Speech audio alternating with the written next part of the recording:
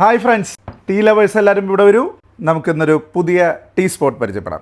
അതിനു മുമ്പ് അല്പം ചായ വർത്തമാനം. ഈ ചായ ശരീരത്തിന് നല്ലതാണോ ചീത്തയാണോ എന്ന് കുറേ ചർച്ചകൾ നടക്കുന്നുണ്ട്. അതിനെപ്പറ്റി ഗവേഷണങ്ങളും നടന്നുകൊണ്ടിരിക്കുന്നുണ്ട്, പഠനങ്ങളും നടന്നുകൊണ്ടിരിക്കുന്നുണ്ട്. പക്ഷേ എൻ്റെ ഒരു അനുഭവത്തിലൊരു കാര്യം പറയാം, ചായ സന്തോഷം പകരുന്ന ഒന്ന് തന്നെയാണ്. അല്ലേ? നമ്മൾ സുഹൃത്തുക്കളുടെ ഇടയിൽ അല്ലെങ്കിൽ പ്രണയിക്കുന്നവരുടെ ഇടയിൽ എന്തിന് ഒരു ഓഫീസ് മീറ്റിങ്സിൽ ഒക്കെ ചായ ഇടയിലേക്ക് കടന്നു വരുമ്പോഴുള്ള ഒരു പോസിറ്റീവ് എനർജി ഒന്ന് വേറെ തന്നെയാണ്.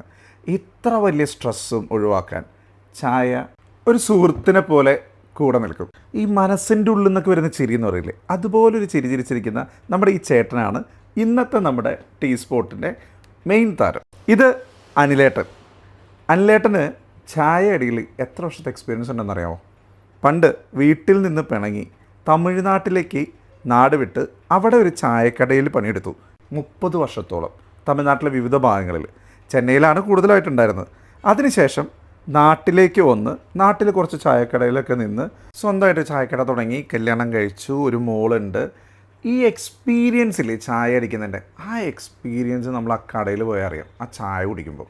പിന്നെ സ്പെഷ്യൽ കടികളാണുള്ളത്. അതിലൊരു സ്പെഷ്യൽ കടിയാണ് നിങ്ങളിപ്പോൾ കണ്ടുകൊണ്ടിരിക്കുന്നത്, അരിയുണ്ട. എൻ്റെ ഒരു ഫേവറേറ്റാണ് അരിയുണ്ട കേട്ടോ.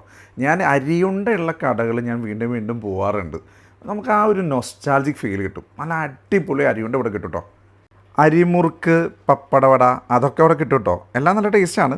നമ്മുടെ അനിലേട്ടൻ ശാരീരികമായിട്ട് ചെറിയ അംഗപരിമിതിയുള്ള ഒരാളാണ്. പക്ഷേ ഇത്രയും സ്നേഹമുള്ളൊരു മനുഷ്യൻ നിങ്ങളെ ചായക്കടയിൽ പോയാൽ അത് അനുഭവിച്ചറിയാൻ പറ്റും.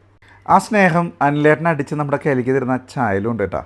അത് അവിടെ പോയി നേരിട്ട് അനുഭവിച്ച് തന്നെ അറിയണം. അപ്പോൾ നമ്മുടെ ഇന്നത്തെ സ്പോട്ട് വരുന്നത് പെരുങ്ങോട്ടുകര ദേവസ്ഥാനം ദേവ തിയേറ്ററിൻ്റെ ഓപ്പോസിറ്റ് ആയിട്ടാണ് കേട്ടോ ഈ ചായക്കട. സ്വന്തം അച്ഛൻ്റെ പേരിലാണ് ചായക്കട. അപ്പോൾ ഞാൻ ചോദിച്ചിരുന്നു എന്താണ് ദാമോദരം മാമൻ എന്ന് പേരിട്ടിരിക്കുന്നത്. അച്ഛനെ നാട്ടുകാരെല്ലാവരും ദാമോദരം മാമൻ എന്നാണ് വിളിക്കാറുള്ളത്.